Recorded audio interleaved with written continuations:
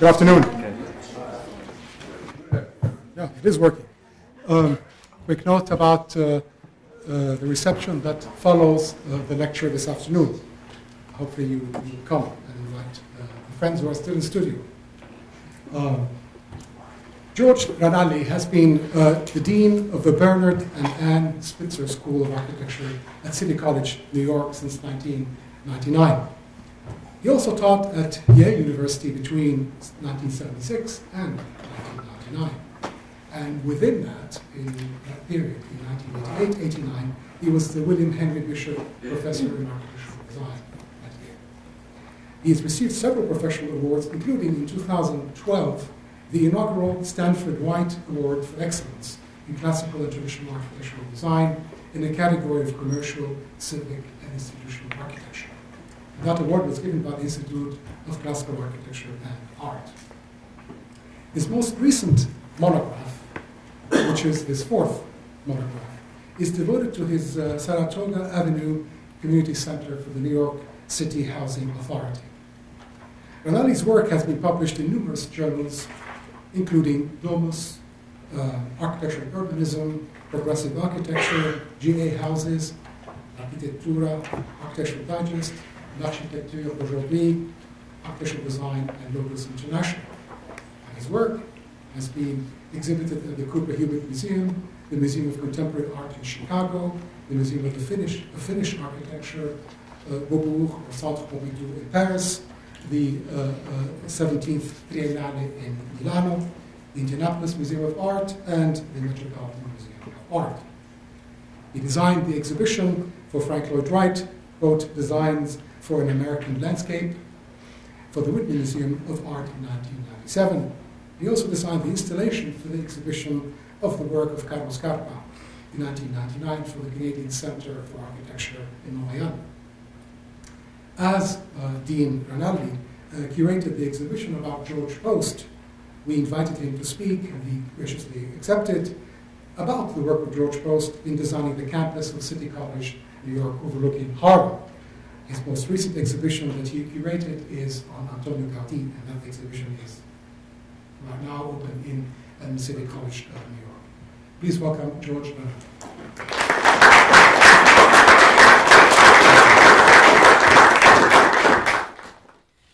Thank you, Samir, and I want to thank Dean Michael Lukides for this kind invitation to speak to you today about the work of George B. Post. I first became aware of George Post's work when I became Dean of the School of Architecture at City College. And the School of Architecture was actually located in one of the wings of of Shepherd Hall, which is the very centerpiece of Post's campus plan for City College.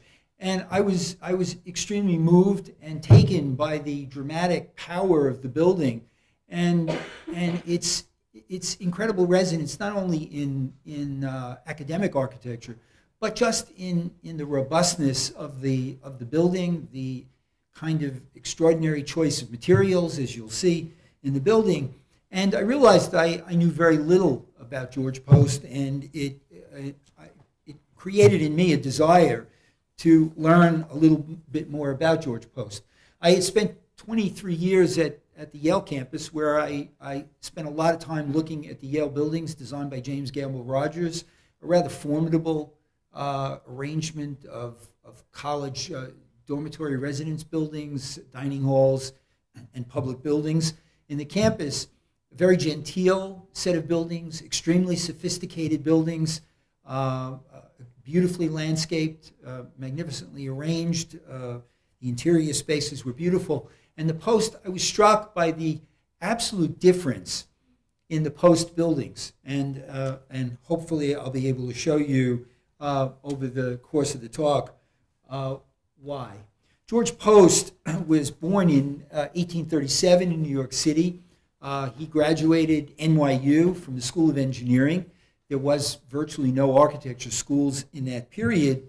And then apprenticed in the office of Richard Morris Hunt. Richard Morris Hunt, as you probably know, was the leading and reigning classicist architect of New York. He was the only architect that had been trained at the École des Beaux-Arts, the only American architect at that time. And upon completing his education and training, of course, in 1860, the Civil War broke out. Post did his service in the Union Army.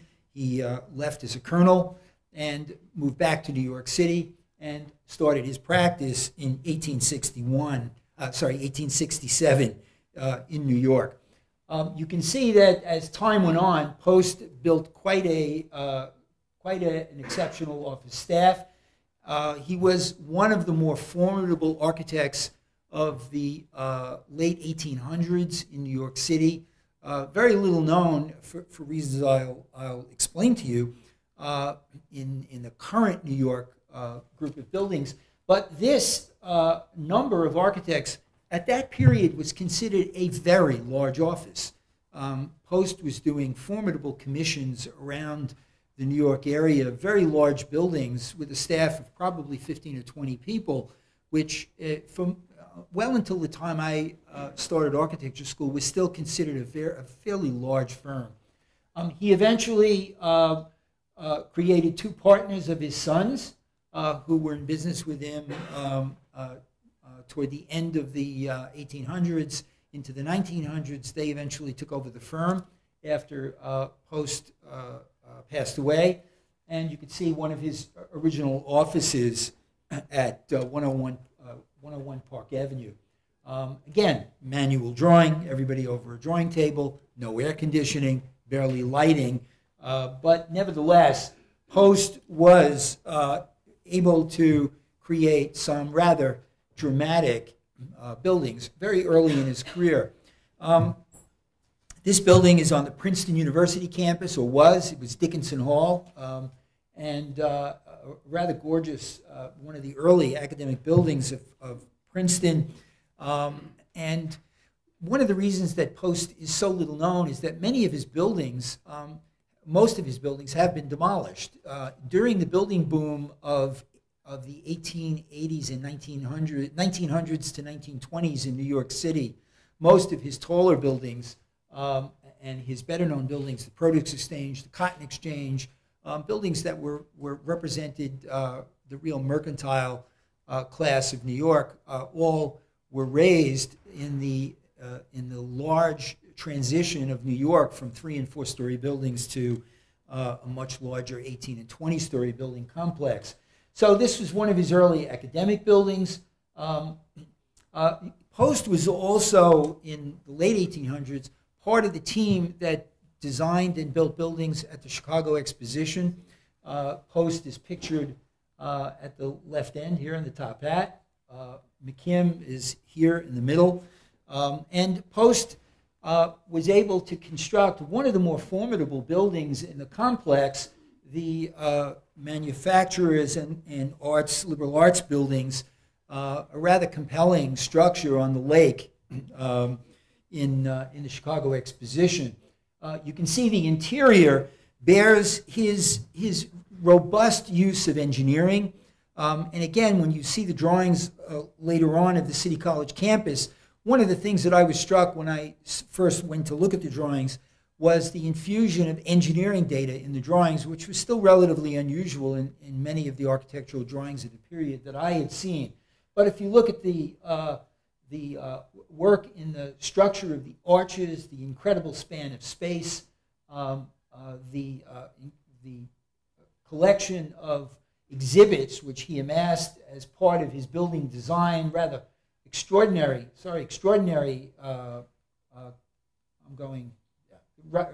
collection of exhibits.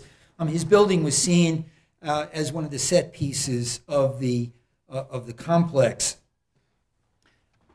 He also, in New York City, in Buffalo, designed a very important building. This is the Erie Savings Bank building. You can see just down the street from Louis Sullivan's Guarantee building in Buffalo.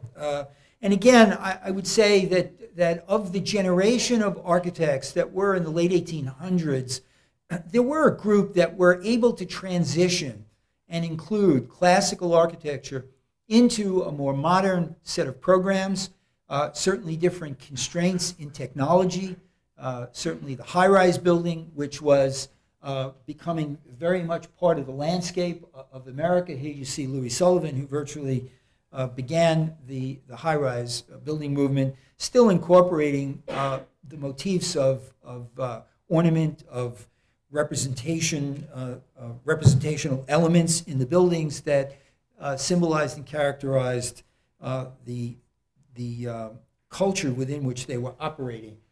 Post building was, just look at the difference between the two. While Sullivan was pursuing a very smooth skin of cast terracotta, here you have Post's rather vigorous, hefty, hand-hewn stone building, still a high-rise, considered a high-rise building of its day. And then you realize that Post pioneered in high-rise buildings in New York City. This one, a very early building, but very tall building for Manhattan, a commercial building.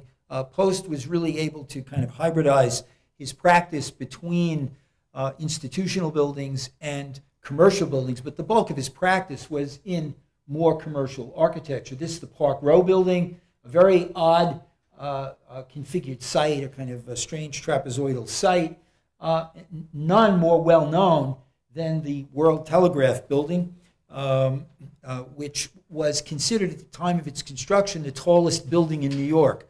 And this building, again, was a very interesting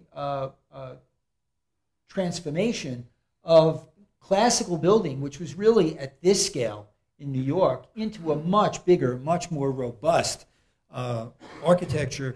Now required structural steel. It required the invention of the elevator. It required electric light, a whole array of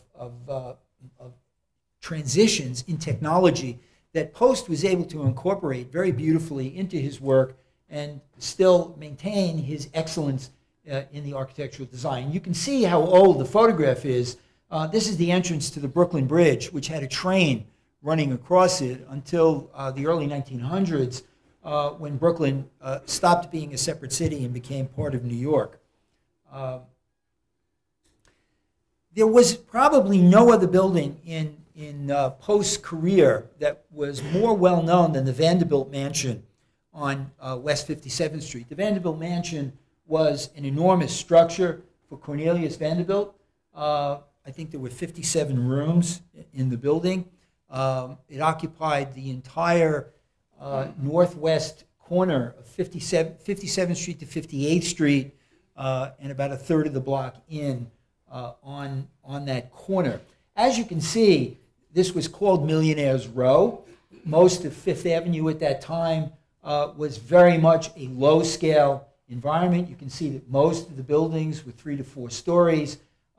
Already in this photograph, around 1900, you can see 1, maybe 2 slightly taller buildings. But for the most part, this part of town was still very much a residential community. Post also did this building for a neighbor of Vanderbilt's. So this was a set piece with a courtyard arrayed between. You can see in these hand-tinted photographs what the condition of this environment was. You can see that also he used the same, although slightly different building, the same representational system tied the two buildings together even though they were separate owners. You can also see the vigorous sense of the architecture that George Post was able to bring, very reminiscent of Richard Morris Hunt, and certainly his finesse in a very fine firm with very high-level detailing. You can also now see in 1920 the tremendous change in New York that took place over just a brief 10 or 15-year period. Most of the 3, 4, 5-story buildings have been removed. The Fuller building, which is just behind this, and all of the buildings on 57th Street have become now 15 and 20-story buildings. It seems that the Vanderbilt Mansion is moving to be seriously out of place, and of course in a very few years that building would be purchased by a commercial a commercial owner, Bonwood Tellers, the building would be demolished, and a commercial building would replace this rather fantastic piece of residential architecture. Hard to believe in our time that a building of such import would be just summarily discarded, but the city was growing and changing at a rapid rate. As you can see in the comparative slides of just 15 years, the pressure to sell properties, Vanderbilt had passed away, the widow couldn't maintain the cost of the building, and the building was sold. Post's other most dramatic building, I think, in New York City was, of course, for the stock exchange. This was seen as probably the most premier commission that any architect could have, after all, for the wealthiest and most important financiers of New York. Their place of business, their house of worship to a great extent, was the stock exchange. They were in an array of other buildings prior to Post's commission. And you can see certainly by the Vanderbilt mansion and by this building that he was very well versed in working for very well-to-do clients. His client class was a rather dramatic list of some of the wealthiest people in New York City and East Coast society. And certainly the stock exchange space itself was a dramatically beautiful room where the stock trading and the very first trading machines were installed. You can see this kind of extraordinary room, which still exists to this day. It's still used by the stock exchange as the venerable house of economic worship. Even more dramatic, that Post would be chosen to design a campus for the City College of New York, or the Free University of New York, as it was called originally. These were the poorest, some of the poorest people in New York. So it was a very, very interesting opportunity for Post. And here you see the very first building of the Free Academy, designed by James Renwick, which occupied the corner of Lexington Avenue and 23rd Street for many years. And then at the turn of the century, early 1901 or so, the college started to discuss an idea of needing more room. The city population had grown rather dramatically. This was caused by the tremendous influx of immigrants, which was a great immigration from Europe from the late 1890s through probably 1920. The immigrants from Ireland, from England, from Spain, from Italy, from the Eastern European countries, all were coming in waves, one after the other. And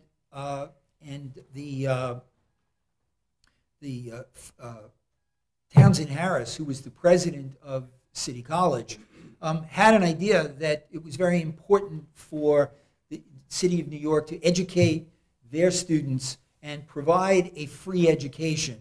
Because after all, the only other universities were private, they were expensive.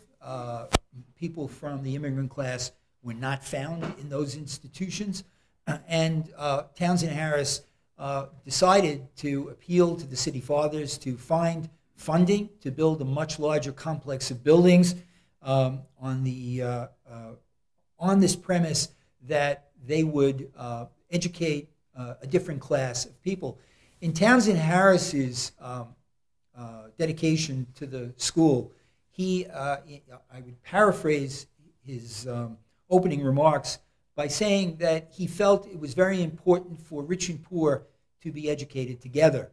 And I think he profoundly understood that if you segregate the classes and you don't allow the two to mix, one will remain irredeemably left behind, because after all, it was the power of society that moved people up in through culture. So it was a great experiment. They then decided to find land, because already at that point in 1900, Lower Manhattan, where they had been in Midtown, were already incredibly expensive. But they found land, like several other universities did, on a portion of Manhattan that became known as the Acropolis, the area around 116th Street to 140th Street in Manhattan. We now call it Harlem. And Columbia was already in the middle of building a campus on that part of town, designed by, of course, McKim, Mead, and White. On the other side of the river, NYU had already been built, again by Stanford White. A very beautiful complex of buildings on the bluff across the Harlem River. You could almost see it from Columbia and City College. You could see it from the water system. And of course, that part of New York at this period of time was barren. There was very little there. Manhattanville College occupied the land just to the south of the City College site. You can see one of the buildings. Here is the land that City College was to purchase on the cliff of St. Nicholas Terrace, overlooking St. Nicholas Avenue and the east side of Manhattan. This is the west, and this is Convent Avenue, named for the Sacred Heart Convent, which was just down the block.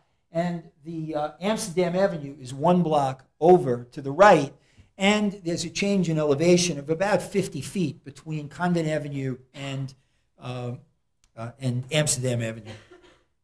So this is what the City Fathers saw. It was a rather daunting commission. They held a competition for the project. There were an array of very prestigious architects who were invited to compete. Charles Haidt, who was a very well-known New York architect, was invited. William Tuthill, McKim, Mead, and White, and George Post. There were a few others as well. Post was very excited by the opportunity to do this commission. He was so excited he did two different submissions. He did a Beaux-Arts submission, which you see here pictured at the bottom, and he did a collegiate Gothic version, which you see at the top. Post's original scheme for the complex was all of the college in one building. So you can see here in the plan, this was probably a 6-story, a 7-story, very dense building with 2 wings, an open colonnade with courtyards, and then a hall, an assembly hall, built, which was to be built at the end. Again, this is St. Nicholas Terrace, this is Convent Avenue, this is 130th Street, 140th Street. These parcels, I assume, and that were not available and became available as he did the project, as the project evolved. Here you can see a section through that scheme. The head building, this faced St. Nicholas Terrace, the open colonnade in the open courtyard, and the big assembly room, which he really saw as being the heart of the college.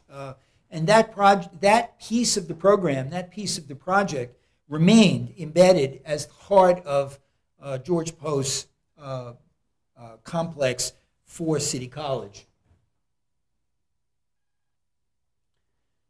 The final scheme, however, was even more exuberant. You can see this is Post's, one of Post's drawings, charcoal drawing, showing, and the names of the buildings have changed since Post's original design. But this was on the outcropping of St. Nicholas Park. This is a rather dramatic ravine. The change in grade between Convent Avenue and St. Nicholas Terrace is well past 120 feet, so it's fairly large and steep.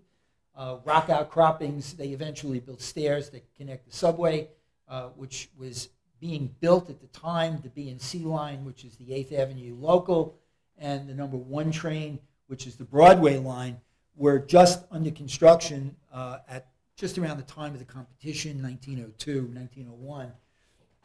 You can see also that in Post design, a large open space here, which later was called Jasper Oval, another large piece of urban space. I assume this was a rock outcropping that was part of the original landscape. And you can see Post's making a crescent of Shepherd Hall. The two academic wings and tower piece of the building fronted rather formidably onto the landscape. The Great Hall, which he named for this kind of magical assembly room at the heart of the complex that seats just about 1,500 occupants. And then there was a small library tucked into the back portion of the building. And then there were four other buildings in the original complex: the chemistry building, the Compton building, which was the boiler complex and the heat source for the buildings, what was called the sub-freshman building or main building, now called Harris Hall, and Wingate, which is the athletic building for the complex, all situated around a set of terrace quads, which you'll see very different from this drawing, which makes the complex appear to be flat. Here, a landscape version, now further developed, showing the quads, the steps, the stairways connecting the buildings. You'll see that he left this space free, and there were several items that happened. There was a library here on this corner, which was built, I think, just after these buildings were built, and he had proposed another library in that corner later on. That library was never built. His sons built another wing of this building on that lot, but you'll see the construction before that building and after. Here are two other images of the site just prior to the construction. This is an overall drawing of the complex now, having gone through several revisions. You can see the more dramatic nature of Shepherd Hall. You can see the character of some of the buildings in the neighborhood, which changed very quickly. There actually was a very large Hebrew orphan asylum, which you'll see in some of the pictures on this back block, which doesn't show up in the building. You can see the open space. You don't see any of the convent down the block. But this really was an impressionist drawing to show his vision of this building sitting on the cliff. This drawing is very revealing because in George Post's evolution of the campus, he had several landscape ideas. Here you can see all of the buildings of the campus, Shepherd Hall, along its axis. But he had an idea to build these two athletic fields, one a kind of very large open athletic field, the other with an amphitheater for performances, and one assumes for track and field, gated and surrounded, buried in the landscape. Again, what you don't see here is the orphan asylum, and I'll show you what stumbled out for me as you look through the aerial photographs, especially as to why Post thought this was a good idea, and what was eventually to become Jasper Oval here on the right side, which then goes down into St. Nicholas Park. These are one of the rather extraordinary watercolor drawings that came out of Post's office of the facade, the St. Nicholas Terrace facade of Shepherd Hall. These two crescent-shaped wings with academic rooms. They then had head buildings at either end, which fronted onto Convent Avenue, and on the other end onto Jasper Oval. This rather large, compelling structure, which had a set of very beautiful rooms that were at the back end of the Great Hall, connected by a service hall in between, and then rooms in the tower and an occupiable terrace on either side of the roof of the Great Hall. Rather beautiful drawing. I loved the kind of half erased or half finished quality to these drawings, some of the sketches that were done in his office. After I saw the buildings, I started to look into Post, and I stumbled across pictures of some of the drawings, and every one of the drawings had New York Historical Society. So I called down to the Historical Society, and I said, do you have the drawings of City College in the collection? And they said, not only do we have the drawings of City College, we have all of Post's archive. By the way, there's 30,000 drawings in the collection. And I said, well, that's kind of amazing. I'm really interested in the City College drawings. And they said, well, this is the first time anybody's been to see them in more than 20 or 30 years. They're here in tubes. You're welcome to come and look at them. So I went down, and they unrolled, and the drawings that to me were some of the most compelling were the construction documents, the working drawings for the buildings at City College. They are, by our standards of construction documents, extremely different because it's not a uniform set of drawings. As you know, if you've worked in any offices at all, construction documents today are of a standard size. You would make sheets of 30 by 40, 40 by 60, whatever they are, and everything had to fit on those sheets. But that wasn't the case in this period. So you'll have a drawing like this, which sits on a sheet which has the elevation drawing with the title block of the office that might be, I don't know, 35, 40 inches long. Or you might have a section drawing in the building. These are more of the elevations, which could be 6 and 7 feet tall, drawn at a different scale. And these drawings would be issued to the contractors for construction. And the more important issues were the content of the drawings and what they held. It was up to the contractor to coordinate these drawings and make sense out of them. You can see fragments of details of other sides of the tower portion here. These are ink on linen drawings, and they were very badly damaged, as you can see, but in magnificent condition. You can just look at the representation of the architecture, the line weights, which were rather unbelievable, of things that were close to you, things that receded away from you, in nothing but orthographic projection drawing. So clearly represented space, so clearly represented material, so clearly represented the construction systems of the building. So these are the elevations of Shepherd Hall. This is one of the perspective drawings of Shepherd Hall, a rather beautiful watercolor drawing.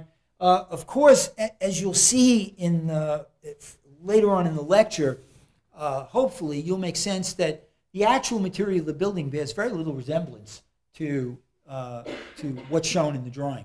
Now, I don't know whether that was because that decision wasn't made yet at the time, or the impression of the drawings was meant to be very different than eventually what the architect built. But clearly, these drawings were more lyrical, more beautiful, more ephemeral in many ways. You don't see every stone drawn. You don't see every stone drawn. They're kind of little movements of the brush, which kind of indicate a material, but don't certainly give it literally, as you would see today. This is of the Compton building. This is the power plant, the chimney that comes from the furnace below. And you can see very deftly the entrance to the building is split on two sides. This is just prior to the construction of the chemistry building, later, which is called Wingate Hall now, which occupied this portion of the land. You can see the terracing and the stair system that went through the building. This is Amsterdam Avenue and 140th Street here. Here you can see the chemistry building with its rendition. Now with the terracing rendered in, the landscape is handled very casually in the rendering technique. The Compton smokestack behind. And then you can start to see the sections through Shepherd Hall, these beautiful attic rooms that were above. There was an occupied terrace that you could walk that was connected from the tower, the bell tower at one end, to the main tower at the other end of the building. All of this is the Great Hall. This was a dining facility for many, many years below ground for students and faculty. The faculty club was in the top floor of the tower. The president's office and administration were in the tower, of course. And then the rest of the students and faculty were distributed in the classroom building. But it's really in the detailed drawings, the rather dramatic sections of the building, that you see Post's interest in construction, his interest in architectural expression, his inventive capabilities really evolve rather magically. These are sections through the tower of Shepherd Hall. This is one of the entry pavilions. You can see the fragments of plan fragments that accompany elevations. Here, where there's a stair running in the tower, you see a portion of the stair laid into the elevation drawing.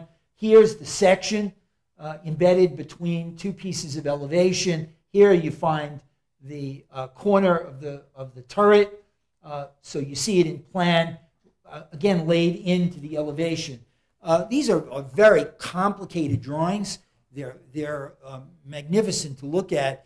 And then you realize the difference in the artisans who were able to read through this, who could follow in very complex ways the construction of the building from the intersection of plan and elevation material. Of course, different from us, and having taught descriptive geometry for many, many years at Yale, I was always amazed that in teaching students to look at orthographic projection, that is plan, section, and elevation, that it's a coded system. Plan, section, and elevation requires all three drawings to be there for you to understand the three-dimensionality of anything.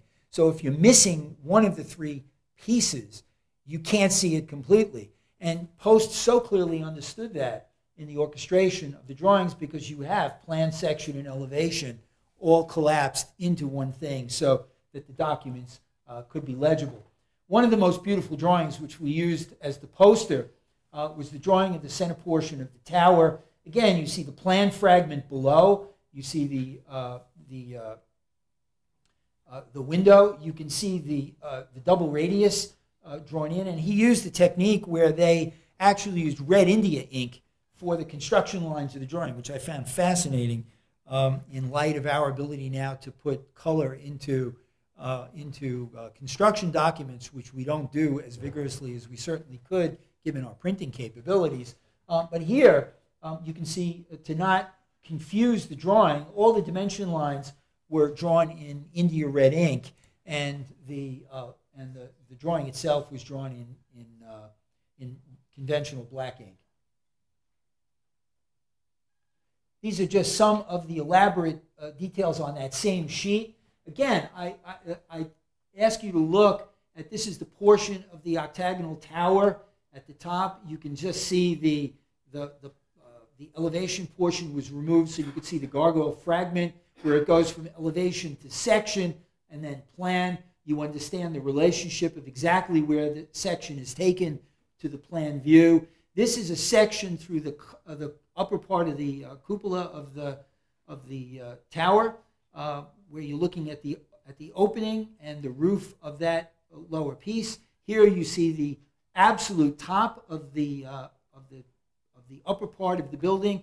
Plan fragments through the tower, 1, 2, 3, 4, 5, each transitioning up the elevation. It's a really rather compelling and striking drawing involving so much coordination of material and information.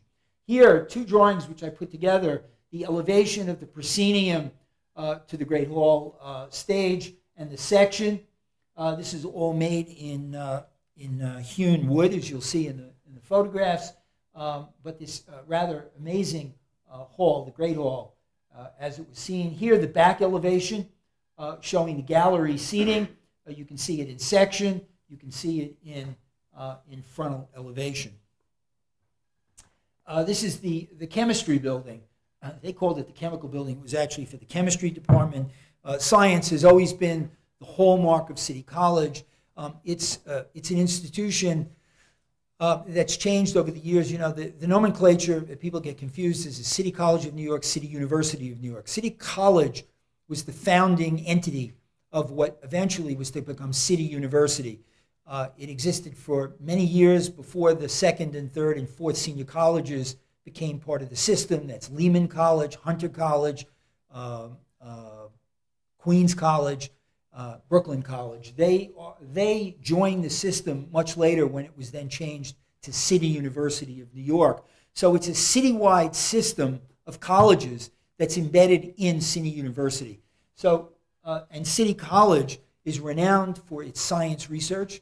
You may or may know that Jonas Salk was a graduate of the school, one of their most illustrious graduates. and it boasts this year the 10th Nobel laureate, more Nobel laureates than any school in the United States. So it has an extraordinary trajectory of science and science research. As a school not connected to a medical school as yet, because we're in the process of having our physician's assistant program, the Sophie Davis Medical School, which is not a full-blown medical school, will become one very soon.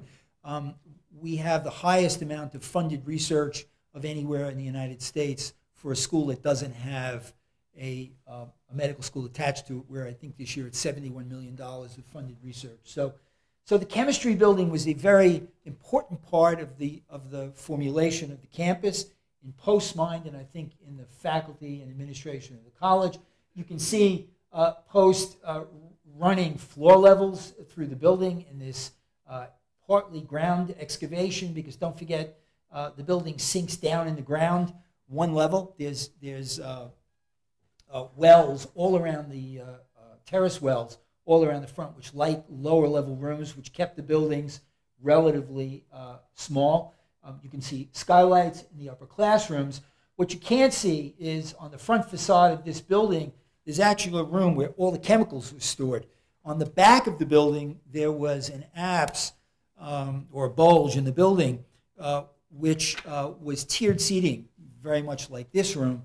And the faculty would come into this room, collect their chemicals, go across the hall, walk into the tiered seating, and give their presentations for chemistry. Here you can see the side elevations from Convent Avenue here, and from the western part of the building. Here you can, of course, see the terrace stairs, the lower entrance leading up, the skylight structures, and the windows. Post was, of course, exceptional at detailing the building. The woodwork in all of these buildings was really remarkable. This is all oak woodwork, sometimes with blocking underneath, but more often than not, it was straight hardwood. So you can see some of the interior finishes. You can see how that has been interlaid into these elevations. Here, more of the elevations and sections. And I just show these because they're two fragments of the elevation, and Post shows the two sections right near the two portions of the elevation which change most dramatically. This is one of my favorite drawings in the set, was the section through the athletic building. Had a beautiful white tile swimming pool in the bottom.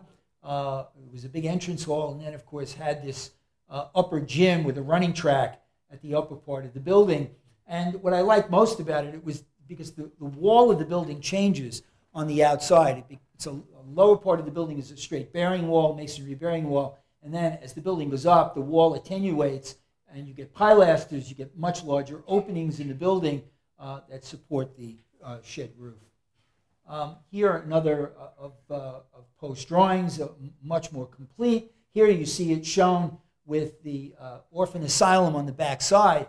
The orphan asylum building was important, I think, in Post's configuration of the site, because it allowed him to leave this space open and to have someone else's building form the back part of the quadrangle, which was still folded into part of the campus community. You can see now represented more accurately the change in grade going up to Amsterdam Avenue. This is in 1903, the groundbreaking ceremony where the ground is dedicated, and the about 2 years later on, this is down on Amsterdam Avenue. This is an apartment building under construction, but here you can see the first couple of buildings complete, Shepherd Hall under construction, the stonework, the lower portion of the building, and the skeletal structure of the enormous Great Hall as it starts to emerge. You can see the trolleys going up and down Amsterdam Avenue, and you can see very much the way the stone was put together in this apartment building next door here, the Hebrew Orphan Asylum building. It wasn't until I saw this photograph that I really understood George Post's composition. I never really understood why this building was angled the way it was in the plan, and certainly it was the property that was available. But when you saw the complex of buildings now completed and built, and of course Arnold Brunner's, the addition of Arnold Brunner's Lewisham Stadium, which was built just 7 or 10 years later on the site, but suppressed into the landscape. So again, the orphan asylum remains the back wall of the complex, and with the addition of the High School of Art and Design for New York, which was located here, you had a very complete vision to Post's original desire for the campus. He now had the academic buildings on the northern part of the campus around terrace quads, fronting rather dramatically onto St. Nicholas Avenue and St. Nicholas Terrace. You had Jasper Oval, which was this very big, beautiful overflow outdoor space. You had the athletic and drama area of outdoor performance. You had these two beautiful buildings. This is one of the waterworks buildings here on the northwest corner of 135th Street, and the newly added high school made a complete complex. It made an enclave, an academic enclave, to the northernmost part of Manhattan. You could already see the tremendous transformation. This picture is in the 1920s. You can already see the tremendous change in the density of New York from the time when the building was started in 1903 to this 1920. Here you can see the other part of the campus. You can see the Convent of the Sacred Heart. It had its own athletic facilities. You can see Post's campus here in the back. It gives you a real quality of St. Nicholas Terrace, of Convent Avenue, and the moment of arrival, as you arrived to the campus from the south, which is where most people came to the campus, either by bus or tram or by eventually the subway. One stop here with the stairs that came up and led you into City College at 145th and 135th, or from the number 1 train, which was completed around 1910, which then you went up 138th Street and you arrived entering to the campus from the west. Just to show you the Hebrew Orphan Asylum across the street, this was a building that many notable New Yorkers grew up in, victims of the plague, and certainly victims later on of the Holocaust. Many years later, the immigrants who lost parents often grew up in this building, and as I said, was the back portion of Post campus. Here you can see an early photograph of Lewisham Stadium under construction. You can see Jasper Oval, where the students would come outside and use as an exercise space during the day. You can see now the campus. You can see the library that was built here. Very beautiful, again, Gothic building, demolished in the 1930s for a rather awful School of Engineering. And the site that Post had optioned down the block, you'll see the library he designed, was never completed. These are photographs, period photographs at the time that the construction was completed. You can see here off to the right Jasper Oval. You can see the rather beautiful character of the buildings, and many of the critics who wrote about the buildings in that day really gave Post a very bad time. The buildings were made of a stone that's called Manhattan schist. It's a black granite. It was part of the outcropping of Upper Manhattan. This part of Manhattan is the highest point in all of Manhattan. So it's a complete rock outcropping at the northern part of Manhattan. The cloisters are just further up Amsterdam Avenue and Fort Tryon Park. And Post decided that he would use the excavation from the site for the blasting, for the foundations, to use for the facade of the buildings. And one of his main reasons was he had to get this building built on a budget. There was a very strict budget for the building, and there were two major changes in the building, one of which is that the corner coins and all of the other stonework, the lighter color stonework, which Post very much wanted to be done in limestone, eventually had to be done in terracotta, and he swapped the terracotta for limestone to save money and used the Manhattan schist. So the critics who wrote about the building very much had a problem with the black and white, the intensity of the black and white architecture. They felt this was not traditional classical architecture. This was not in a harmonious palette where you might have had red brick or yellow ochre brick with a limestone, but it was a little bit too dramatic, a little bit too formidable.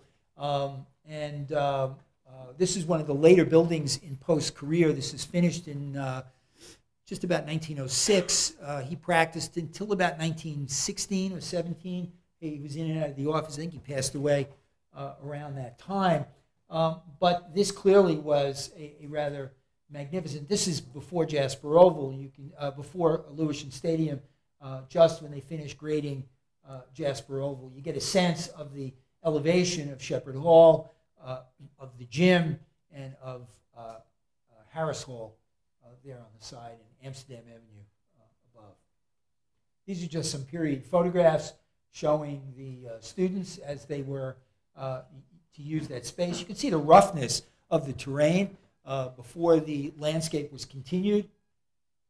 These are period photographs, hand-tinted photographs taken from below ground. This is on Amsterdam Avenue. You can see that all of New York, for many, many years, well into the time I was a kid, were paved with cobblestones, which gave a very undeniably different audible sound to the city as wheels ran over it. There was a lot of texture to the city, both visual texture and audible texture. This is one of the entry gates. This comes up from the number 1 train on 138th Street into that entrance point of the campus.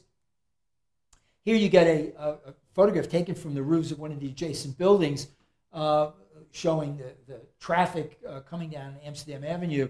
Here, one of the trolleys. This was the site which Post had left for a little library. Eventually, they built a replica of this building by Post's sons. Very interesting that they chose, there must have been more money at the time, they chose to do the building in limestone and blackstone. Doesn't work nearly as well as the terracotta did.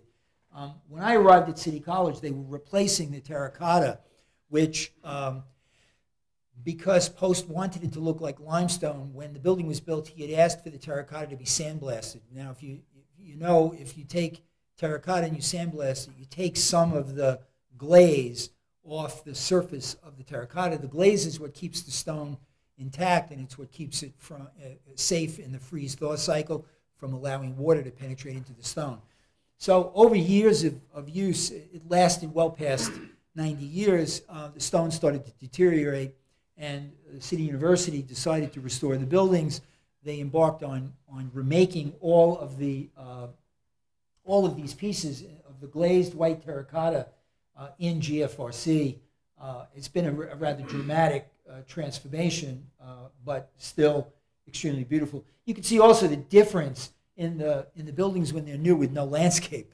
Before the trees grew, it was a little, was substantially hard, not a lot of greenery, but of course a very interesting choice of expression for the poorest kids who would go to school in what was to become one of the most excellent academic institutions in the country. It was often referred to as the Harvard of the proletariat. Here you can see some of the period photographs. One of my favorites, of course, they did allow women to go, unlike most of the privates, where women were excluded.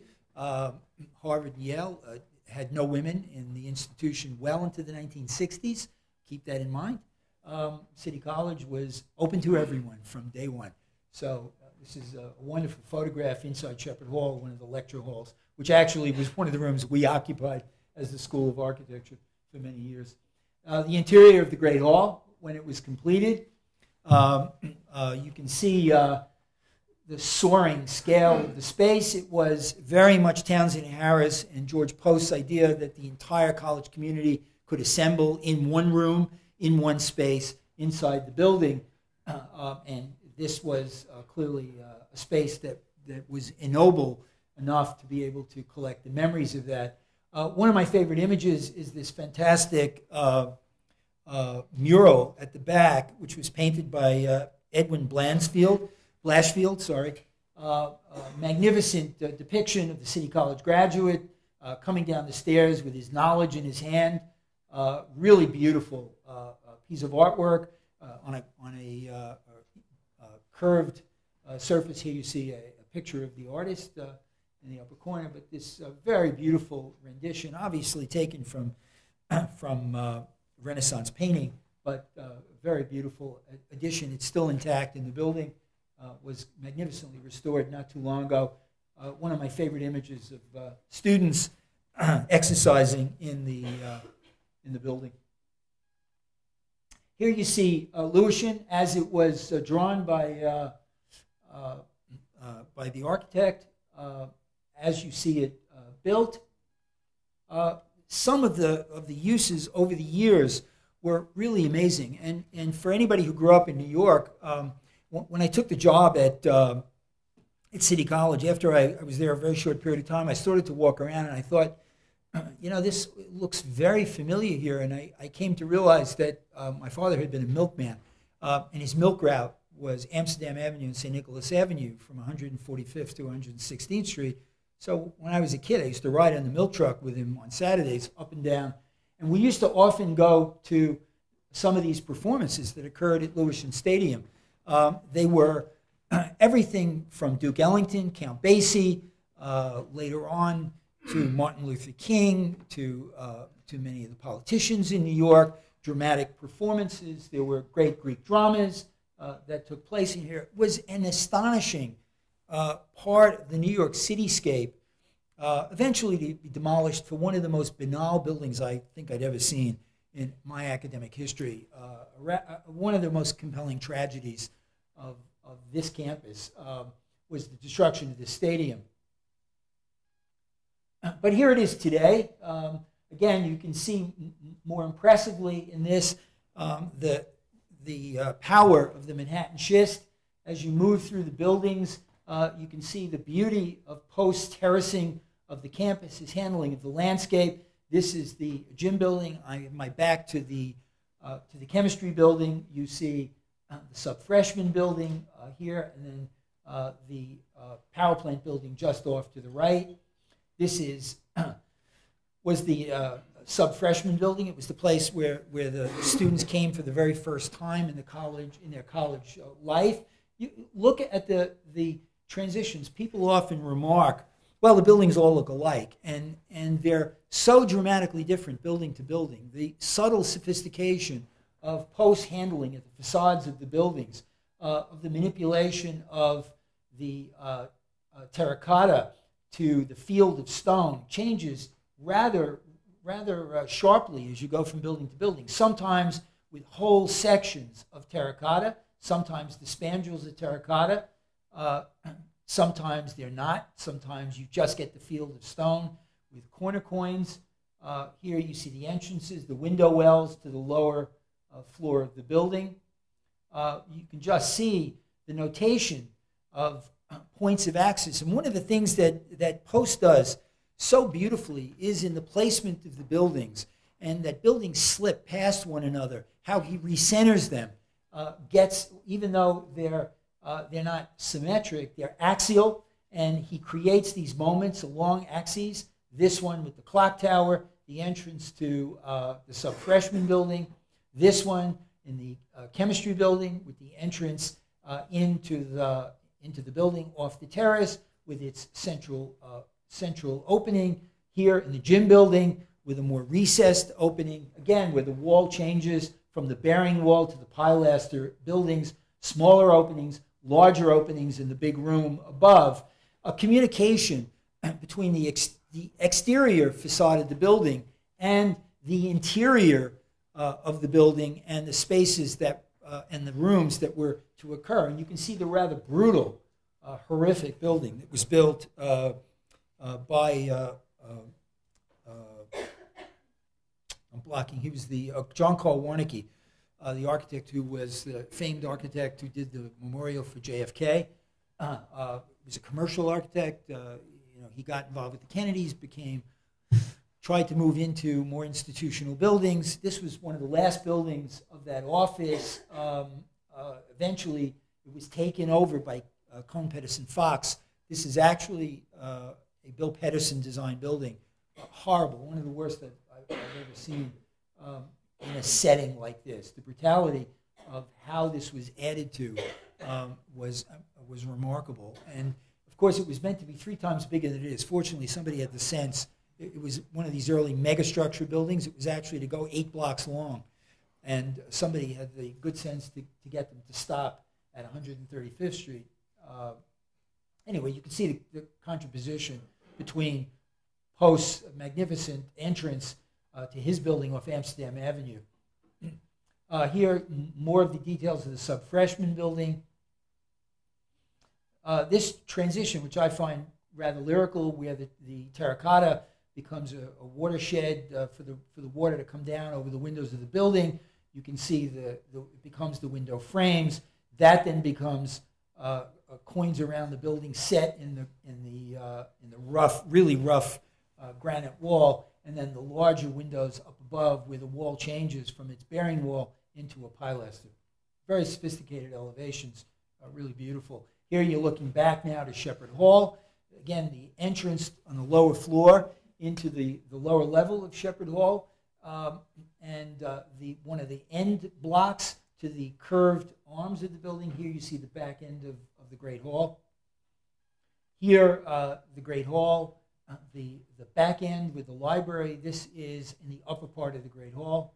The 2 bell towers and the 2 flanking curved wings. You can also see how it's nestled into the landscape and situated into the site. He raked the land in so it sits in this kind of greenscape. Again, a very magnificent siting to the building, handling of the landscape. You can look at the tracery of the building. The vigorousness of the decoration and the ornament is very, very striking. Very active, really beautiful as you go through the buildings. And you can see the kind of complexity where the stone drops out, where it becomes completely terracotta, or as it comes back down to the ground, where you get more and more of the Manhattan schist. These show the windows in the Great Hall. The way the library and the back end of the building is nestled into the landscape. The rather compelling and powerful archwork that goes in, how all of these forms are resolved from straight orthogonal geometries to curved geometries. All of these elements, the facets, were really remarkably worked out. Just really beautiful set of drawings, both drawings and the building. The interiors were noted on many occasions for their, despite the budget, their beauty. In the main hall, you had limestone on the floor. You had oak panel doors and windows into offices. In the corridors of the students' portion of the building, you had green glazed tile, rough concrete floor, again, oak woodwork, and ornamental plaster above. Just a few of the details of that. All of this is still there. And then you come back out to the power plant. You come up the stairs. Again, the central axis is denied. He splits the axis around of course, the smokestack, which for whatever the reasons he located or had to be located at that point. So you go in these paired doors, and as you come up the stairs, you have these 2 really beautiful and powerful arches that take you around and into the accessway into the building. But you can see very, very clearly the robustness of the ornament, the gargoyles, which he placed around the building. This is at the top of the smokestack, or these copper roof pieces at the top of Wingate. The brackets, the gargoyles that occupy the brackets at the window openings here at the top of Shepherd Hall. Of course, the owls, popular in many academic buildings. Here at the entrances into the Compton building. Up at the very top of the building, we have our resident hawk who lives up there, and you can see at the top of the tower. Of course, the owl of wisdom. But the grotesques and the gargoyles were really rather amazing. There are, I don't know exactly how many, but quite a number of them, all varied and different around the building. Some of them, of course, are lyrical. Some are about academia. Some are the chemist who's smelling the rather smelly experiments.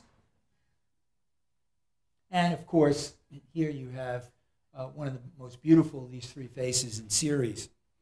So I thought to show you a couple of projects because in my time I've tried very hard to make sense out of this relationship between classical architecture and contemporary architecture. I've thought for a long time that the choice was too abrupt, too dramatic, to have to choose between the past and the present. It seemed that there were, as many of these architects did, find a hybrid between things that were in the past and things that were in the future. So I've had an array of commissions. I'm only going to show you one or two of them today, where I had to somewhat confront some sense of that problem. This was a commission that I had in the mid-90s to renovate a building that was completed by Henry Ives Cobb in 1925. Henry Cobb was the architect of the Chicago Circle campus, the University of Chicago campus, had a very fine career in Chicago, moved to New York. He did two buildings in New York, one on Maiden Lane and this little-known building on 38th Street and 7th Avenue. It was owned by, was built by the grandfather of my client. The building had been in the family for 3 generations, and I don't think they put in $28 from the time Grandpa built the building until we were working on it. It was my client had another business. He was in the stock market, but he owned this building and managed it. And you can see this is a period photograph taken by the Wirtz brothers in 1925. It's a kind of robust, Romanesque, almost Richardsonian kind of building, 25-story building, large for the period, and they had a lot of commercial space on the ground floor.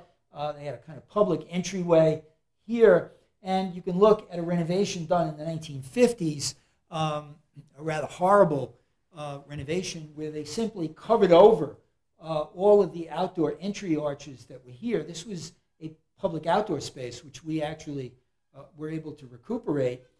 But as I thought it was a modernization, we took off the first pieces of this awful stonework, I found all of this ornamental terracotta underneath. They had put in a 9-foot ceiling. This was all hidden. This grill had been removed. I found it in the basement of the building behind the boiler, covered with about 50 years worth of grease and oil. We removed it and restored it. These 2 heads had been removed. The contractor who did the demolition took them to his house in Westchester. And when I traced back to who the contractor was who did the demolition, because we were looking for documents of any kind, he's a very old guy. He was retired. But he said to me, I don't have anything in the building except the 2 heads that were on the front wall. And this was not 1 inch or 3 inches of stone the way we do today. These were 12-inch pieces of granite on the front. So recreating these would have been extremely costly and difficult. So we were able to, he voluntarily gave them back to the building. So as we reconstructed the lobby sequence, which you can see here, all the terracotta was remade. A lot of this had been broken when they put on the facing stone. I had 3 photographs. I had a photograph of the exterior, I had a photograph of this lobby, and I had 1 photograph of the main lobby. My office at that time, I don't know if any of you have seen the movie Blow Up by Antonioni, where he is blowing up photographs.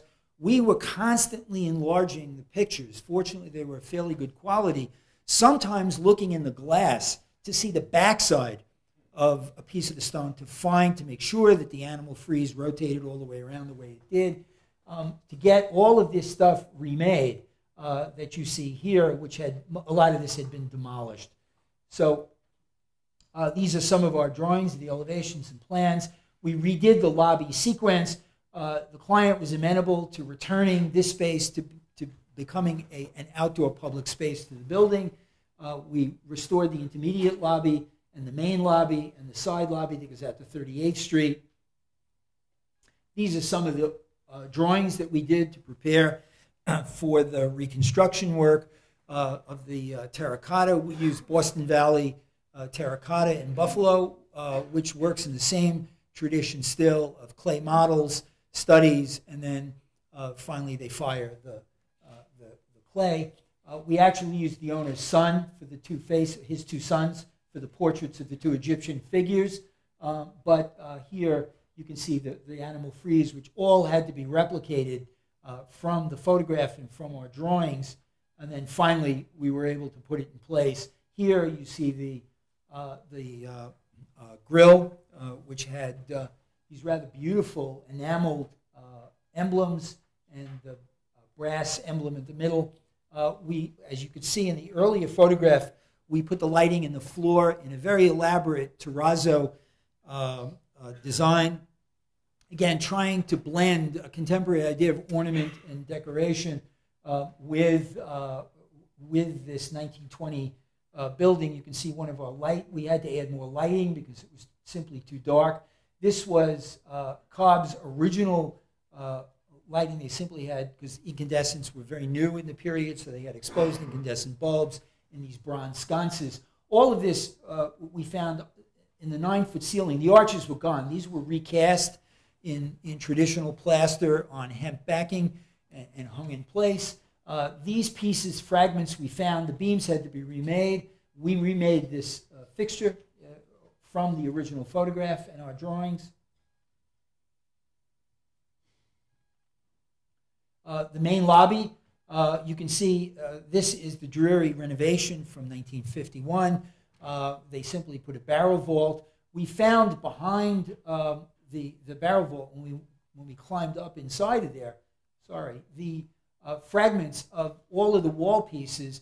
The pilasters were gone, the cornice was gone, the ceiling was gone, but we had a very elaborate photograph. We remade the ceiling in clay models, did rubber molds, and then did plaster casts of all of the ceiling patterns. It's a rotating pattern of both leaves and the 2 different configurations, and then designed a new ornamental desk for the lobby, which again was part of the metalwork, the bronze metalwork of the original lobby details. This is a French gold and purple cream stone, black and gold Pitaro stone, which now is frighteningly expensive. I can't imagine how they used it at this period, but it probably wasn't that expensive at the time. And the new air conditioning, which we had to hide into the paired beams and paired columns. Here's just a piece of the ornamental desk and details of the new entry and reception desk. This is sheet bronze over a metal frame, and then these are bronze strips, bronze screws, and a silver. This is solid silver. This is the paired columns. We reconstructed these from photographs in our drawings. You can just see the amount of drawing that it took just to do these 2 pieces and the paired beams that go across the ceiling. And of course, here they are as they were recast and remade. The new cornice, new lighting, which we hid into the cornice of the reconstruction. The one thing where we parted with Cobb was the original paint, as far as we could tell, was very heavy. The owner wouldn't have it. So we left it in the cast plaster with gold leaf and lit it, and it was a much lighter treatment to the building. We had a small commission for a two-story building on the Yale campus near the James Gamble Rogers end of the Yale Law School. It was a building that we did several studies for in multiple materials, in brick, in color plaster, color-infused plaster, in varying degrees of stonework. It was the building I started before I did the Saratoga Avenue Community Center in Brooklyn. The university was betwixt and between about the project. These are just some of the varying studies of the design. This was the final scheme as was presented along the street. The James Gamble Rogers building is here on the corner. This is a row of commercial stores. The Yale Co-op is just off to the left. It's limestone, casting stone, copper, and had mahogany doors and windows. The campus really couldn't understand the relationship between old and new. The administration, the president, the facilities people said, what is it? It's not old. It's not new. It looks old. It's not old. It looks new. It's not new. What is it? I tried to explain my theory of being between the old and new, and to really see a third way out of the dilemma of having to replicate the James Gamble Rogers buildings and having to choose the rather austere versions of modernism that I certainly grew up in the traditions of. So they couldn't decide what to do, but the New York City Housing Authority commissioned me to design the Saratoga Avenue Community Center. This building did get built. It's, I think, a rather beautiful addition to the community. It was very important to me that the building be seen as a city building, that it had the authority of being built for the city of New York, that it represented the public, that it represented the quality of public buildings that had been part of the legacy I certainly grew up with in the tradition of public buildings in New York. But it had a New York City Housing Authority budget, which was really mean and lean. So that was a hat trick, to say the least. This is a building that was completed at $270 a square foot. It was virtually impossible, but I had had a lot of clients for years who were middle-class, upper-middle-class clients who had very strict budgets, and I really learned how to work on someone's money and get the job done. So we made a lot of substitutions. We did a lot of things that the New York City Housing Authority had never done before. We talked them out of their traditional stainless steel doors and windows, which looked pretty bad after 5 or 10 years. Substituted mahogany, which was a more workable material, saved half of the budget right there in one fell swoop. We were able to use GFRC ornamental stone to cap the building. You have the director's office. This is the entry court. As you enter the building, there's a connector to the housing tower just off to the right, the entrance reception area, and then there's a main room, which you'll see as we move in. It's part of the masonry buildings of the community. There's a lot of buildings in similar colored stone. This is Indiana limestone. That's a plug for Indiana. This is GFRC casting stone. This is an elongated iron spot Roman brick. The mahogany doors and windows. There's some exposed steel at the top, and then the GFRC cornice at the top of the building. So you can see it here in the landscape of Brooklyn. This is the Broadway subway line in Brooklyn. You can see that these awful housing towers.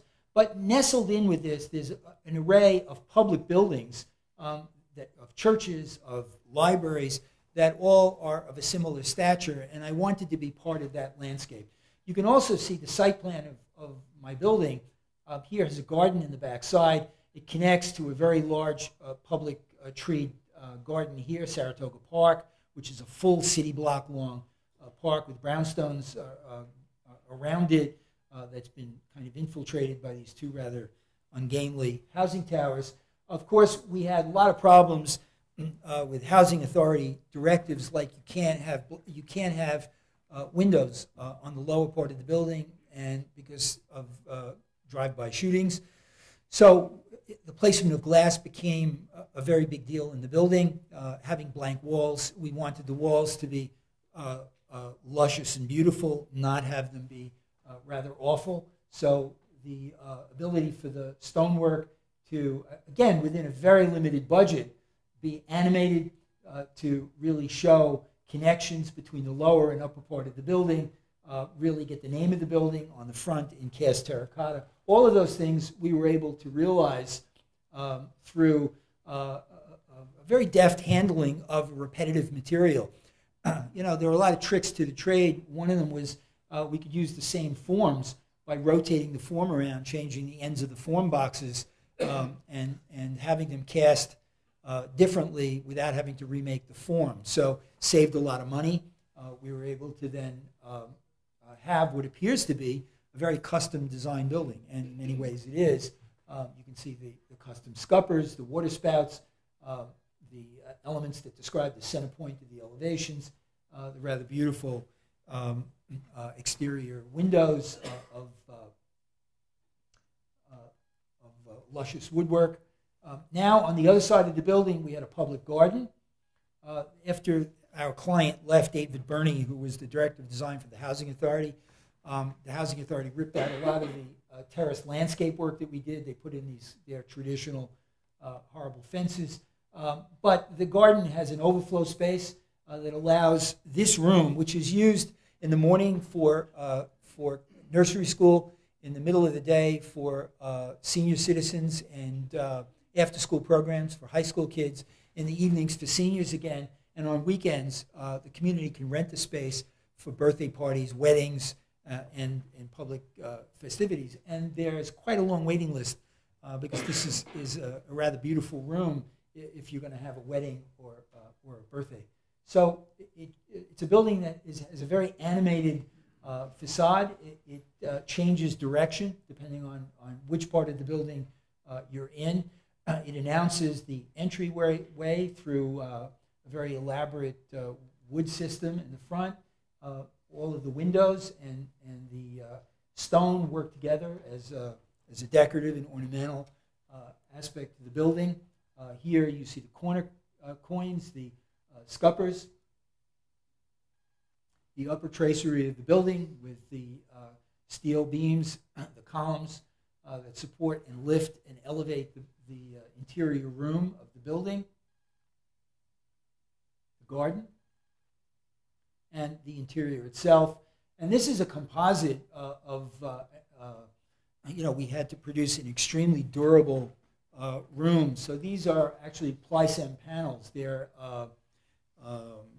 it's a cement board, very, very thick, 1.5 inch thick.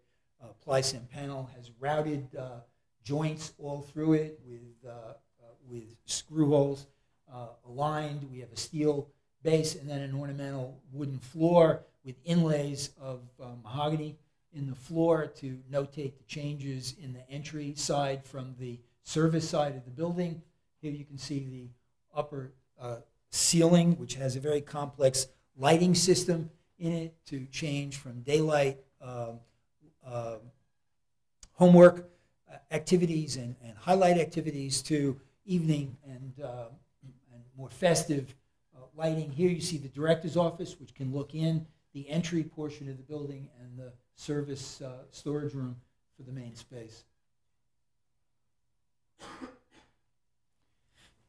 I do believe at the end of the day that there's a way to bring the two parts of contemporary architecture together, the history of architecture and its great traditions in classical architecture, and the continuation of the investigations of the way we make buildings today, which I must say, one of the problems with trying to replicate what's done has to do with money and budgets. And we're in New York. I'm part of the Landmarks Conservancy Board in New York. We've actually had a conversation of rebuilding Penn Station from the original drawings. Everybody gasps when we think of the money involved in that because those buildings were built with immigrant labor. They were built for very low labor costs and very low land costs. In the crisis that we face today, money is one of the most critical components of an architectural practice. So part of what I've been trying to investigate is a way to bring these pieces together, a way to continue the investigation into the traditions of all of the history of architecture that we've come to know, love, and understand, and a way to continue building in the contemporary moment, which we're faced to practice in, which has other different financial and cultural ramifications. So I thank you very much.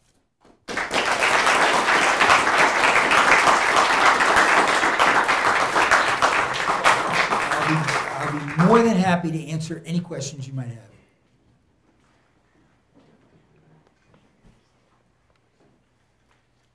The last building you showed, it was so crisp and fresh. Has it been aging really well, or has it been restored, or is it just a new building?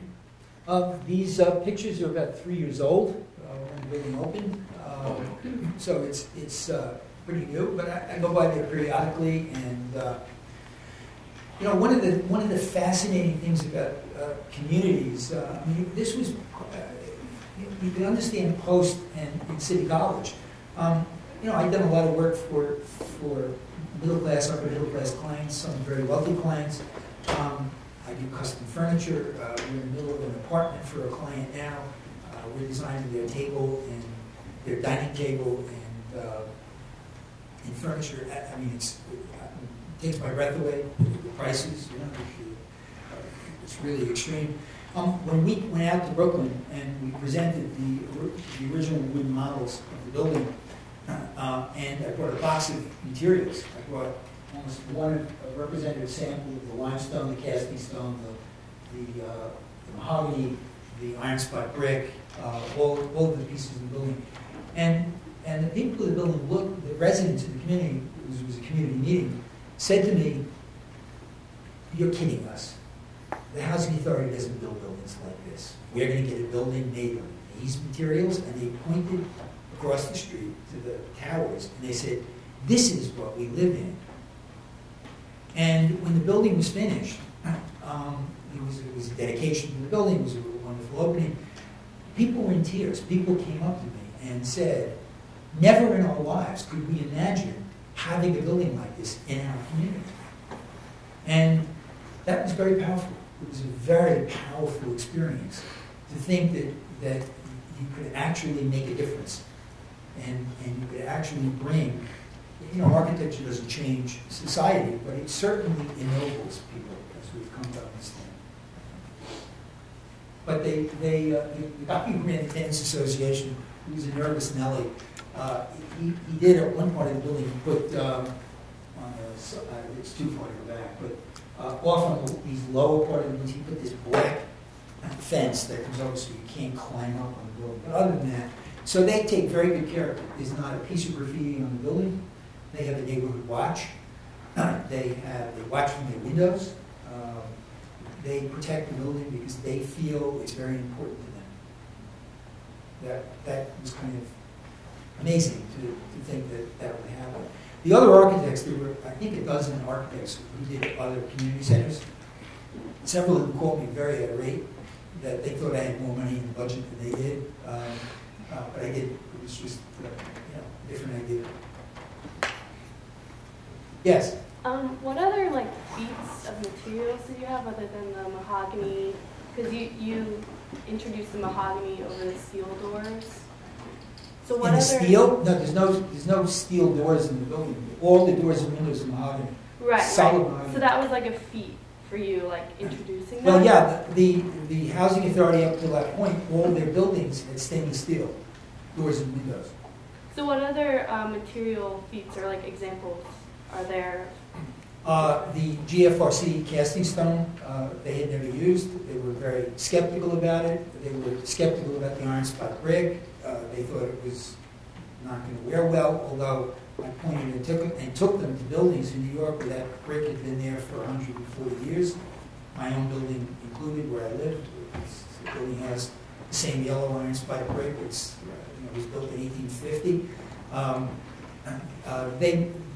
The Plycent panels were something you'd never seen.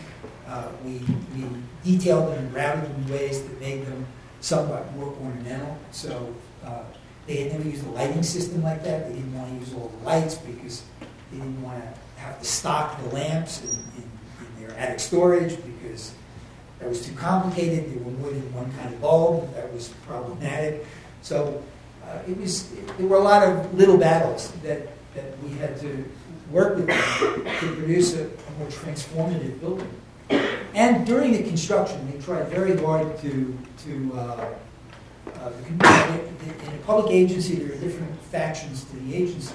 We were hired, obviously, by the agency itself, the New York City Housing Authority.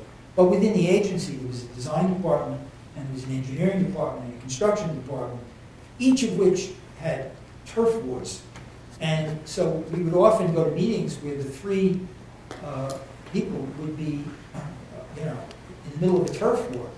And this building was commissioned in 2000, wasn't finished in 2009. This is a 10,000 square foot building. It's not a very big building.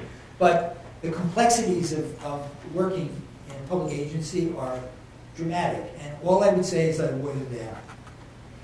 They weren't the same agency when I was finished. But it took a lot. It was a lot to maneuver.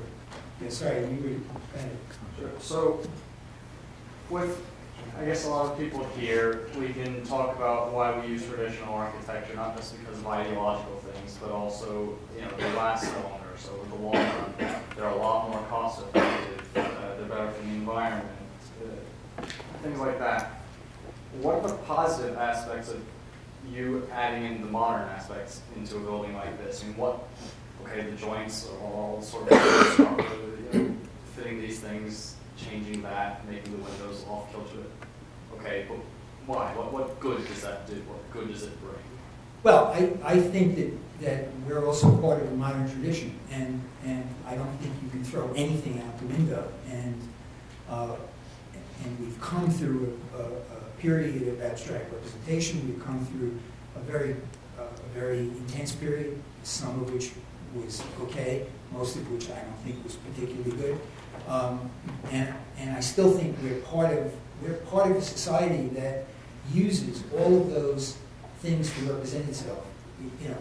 I'm sure you all carry an iPhone. That's part of our representation symbol system. I don't think you can disconnect yourself from those things. I wouldn't know how to do that. I also don't think financially, unless you have a client who has all the money in the world, can you actually faithfully go back and do that.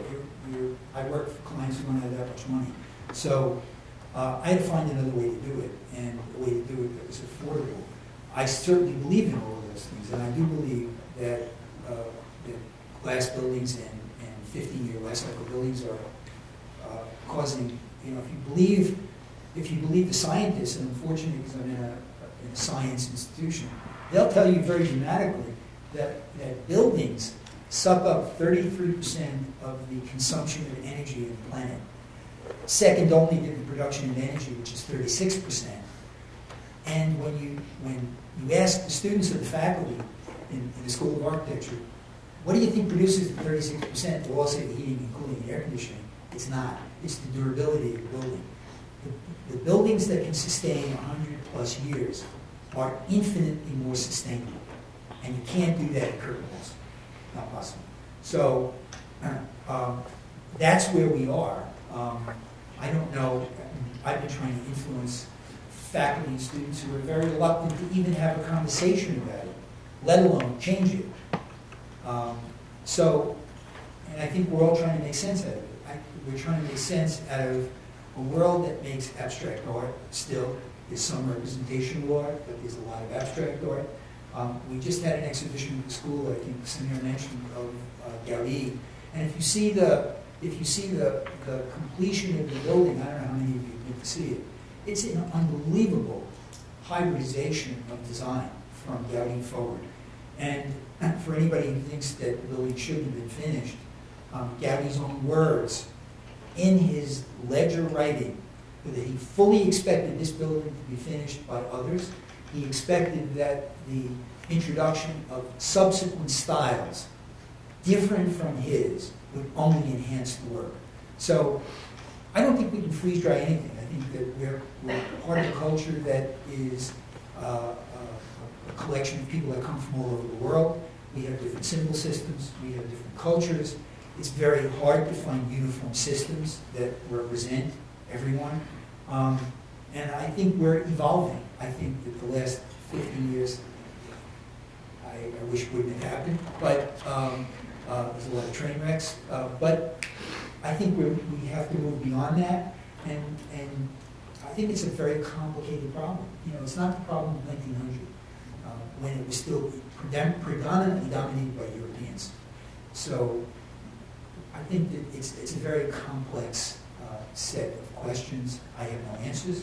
I'm in practice, we're experimenting, and you know, I also play jazz music. I have a certain idea about composition, how things go together, how orchestrations are done, atonal composition, asymmetry, symmetry, balance, out of balance. And there's a lot of more complexities. And actually, if you look at really great classical architecture, there's a lot of movement. Richardson was a genius. If you look at the Glesner House, for example, the front of the Glesner House looks neoclassical, and until you look at the corner and you realize it's completely asymmetric. He took every opportunity he could to enter the building wherever he needed to. And if you go on the courtyard side of the building, it's completely picturesque in the way he assembles the rear elevations. They were far more sophisticated designers, I believe, at being able to reflexively go between balance and symmetry and asymmetry where they needed it. I think that they could just deftly do it so that it breathed, and it had incredible vigor and life. I mentioned the James Gamble Rogers buildings at Yale because I find them magical.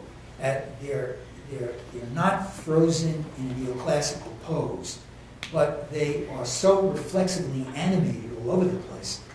Entrances are in unusual positions.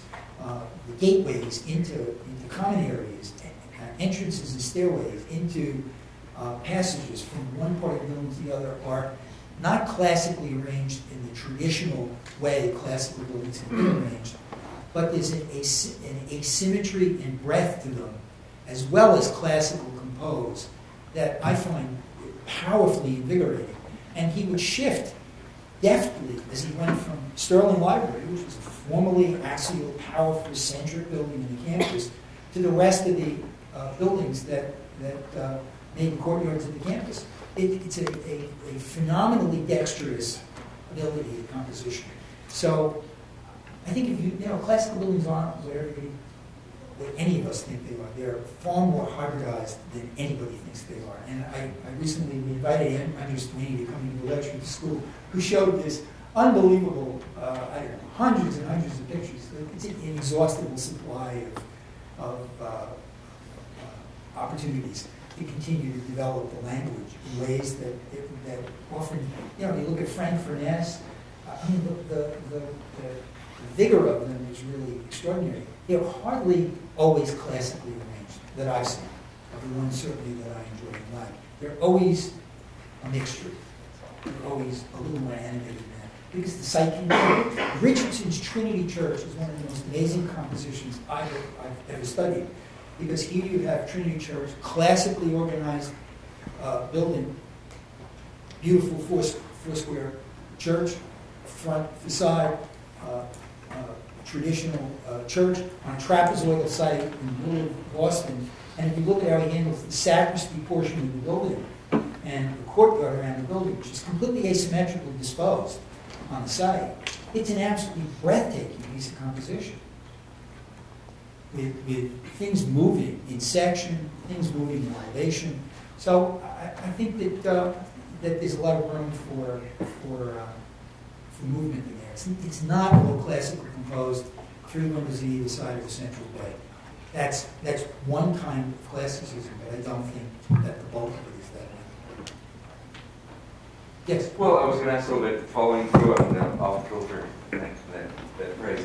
You know, could you go back to the one that you had just before this one? The last one. Yeah. Yes. No, it's sort of funny, but one of the principles in which you can organize, I'm even looking to see that as a cover now, you know, the asymmetric sort of like Roman thing, you can actually look at the principle, you can Frankfurt Wyatt and Madison, you can look at localized symmetry, by which huge things can be asymmetrical, but just locally. But you're a little bit more Mondrian and things like that. I have worked on principles by which one can do, quote, asymmetry, and have little secret rules, like, yes, the presumably asymmetrical part is the same area ratio as another component, or the same proportion. Do you have rules, or do you, in your design process, draw it, get a feeling for it, and develop it?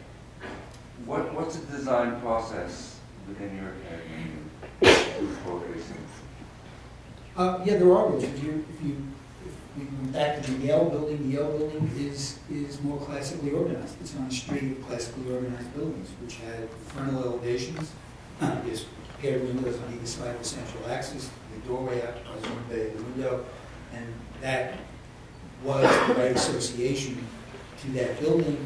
It was a slight shift in the upper part of the building. But your elements are asymmetrical.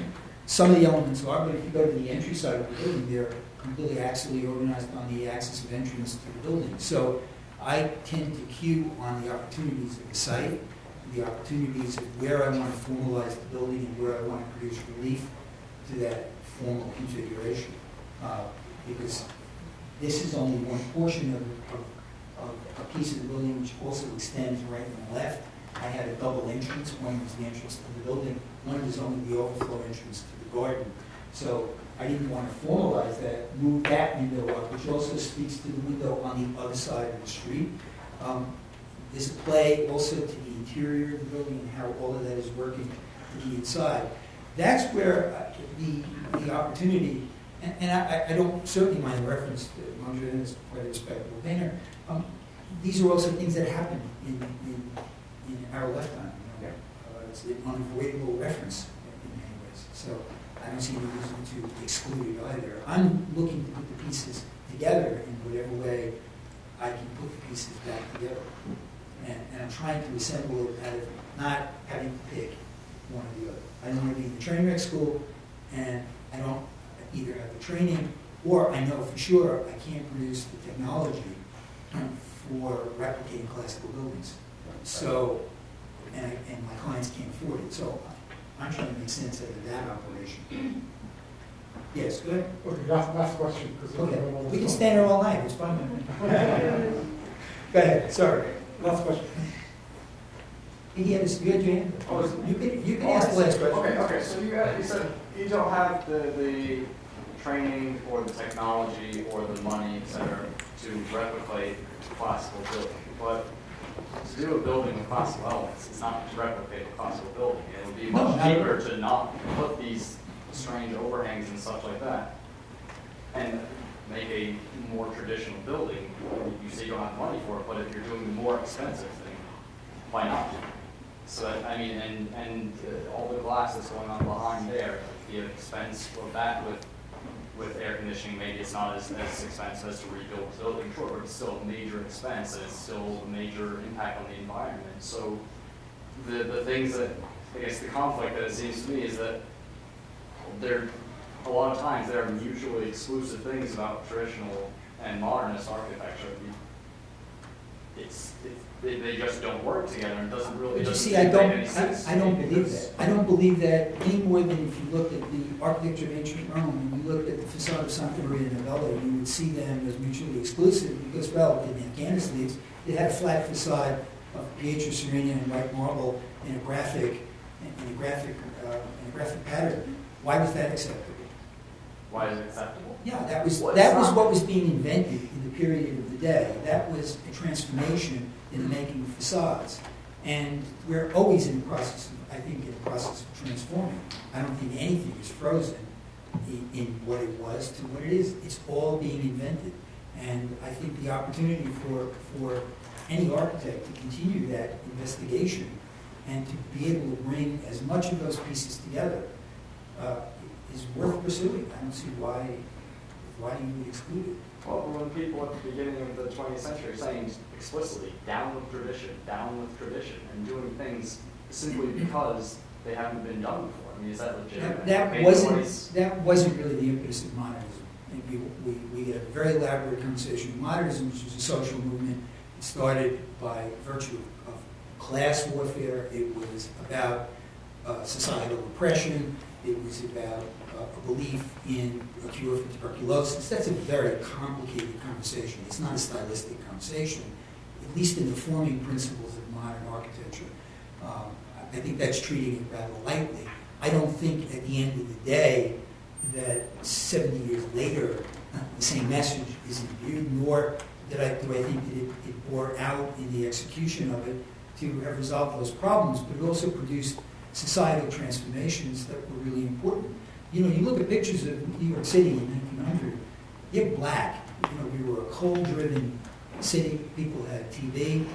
People died in droves in the influenza. And somehow buildings got construed as part of that equation. And it was in Europe and it was in the United States. And modernism came to represent a transformation of the lower and middle class into being healthy. That means it's a much more complicated conversation. It wasn't simply jettisoned because of stylistic reasons at all. Yes? Yeah, I would like to thank you for the presentation, and something I would like to comment. I'm not asking a question, I would just like to comment. I see that you have a lot of fun designing it. It's very refreshing, and it looks like a building which people enjoy.